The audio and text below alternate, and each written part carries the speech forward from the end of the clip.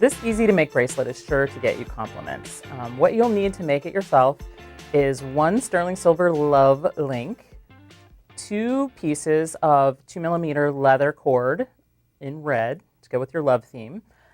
You'll need 2 fold-over cord ends that for 4mm fold-over cord ends so that you can fit 2 strands of the leather cord into them, 2 jump rings, and 1 very aggressively magnetic clasp. There you go. I also think it's really handy to have a ruler with you so you can check the length as you are finishing it up before you connect your clasp. Scissors in case you do need to adjust that length, nylon jaw pliers to smash the crimp end without marring the metal. And then because I almost always have my chain nose pliers to do something, I'd like to hang on to those as well. Okay, so what you're going to do is you're going to first grab your leather cord and your love link. You are going to attach the leather cord with a lark's head knot. If you need help on making a lark's head knot, you can definitely take a look in the book. There are step-by-step instructions. But basically what you do is you're going to fold your piece of leather in half. You're going to feed it through the loop here of your E, and then pull the tail, both tails then, back through that loop. And it just makes an easy, nice, clean connection. Now when you're pulling and securing that knot, try to keep your leather the same length. You may need to just kind of work with it a little bit. Sometimes the leather's a little bit stiff. But so basically what you're doing here is you're just creating the same knot that we got working here. And once you work with it, your body oils and things get on it. It really softens it up quite a bit. You're going to do the same sort of knot on the other side. Connect that to the L, the loop here of the L. Feed it through. Now, and you can always readjust the length and work with it after you get everything attached. Okay, so now you got that nice and connected. The next thing we're going to do is give it a quick measure. For the most part, bracelets for women should be about 7.5 inches. There's a whole chart on necklace lengths and stuff on the cheat sheet for the book, if you need help with that. So we're going to check our length. So here we have, let's see, we have about 7.5 to 8 inches. So what I'm going to do is I'm going to trim this guy just a little bit. Actually, I'm going to check, make sure that he's evened up. Sometimes if one is much longer than the other and you cut it, then you're actually cutting more length than you would suspect. And then that makes a little bit of a problem. So if we want to, there you go. All right, so now, oh, keep pushing that away, sorry.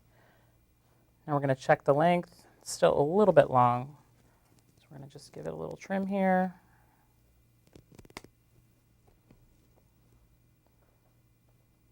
Okay, now we're going to attach our crimp end. Trickiest part here is to remember that you're almost doing this backwards. So you want this open end of the tube to face your wrist. So you want that to be opposite of the word love so that you can read the word love out on the outside of your wrist. So we're going to flip it over so that we can access this easily. Okay. So we're going to slide both ends of the leather end. You want to even those up nicely. You can always adjust the knot a little bit still.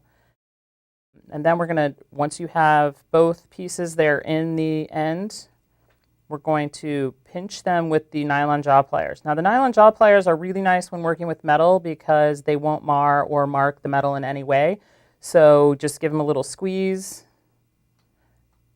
And so we kind of connect the circle there, and then you're going to smash it down slightly.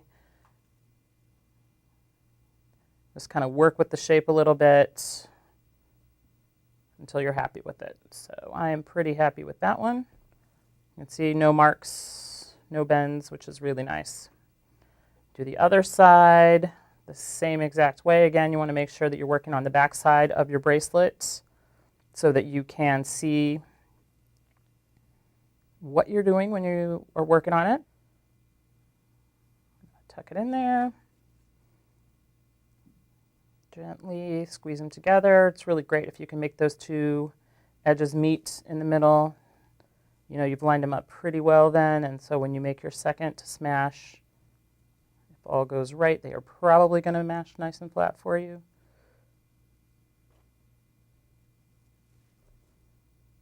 There you go.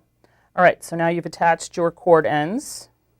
The next thing you're going to want to do is attach your clasp, and you do that by using jump rings.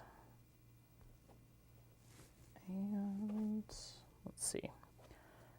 So basically, jump rings, there's a separate video that you can watch and learn all about jump rings. So you just take your pliers, open your jump ring, attach it to the loop of your cord end, and attach it to one side of your clasp. And then close your jump ring.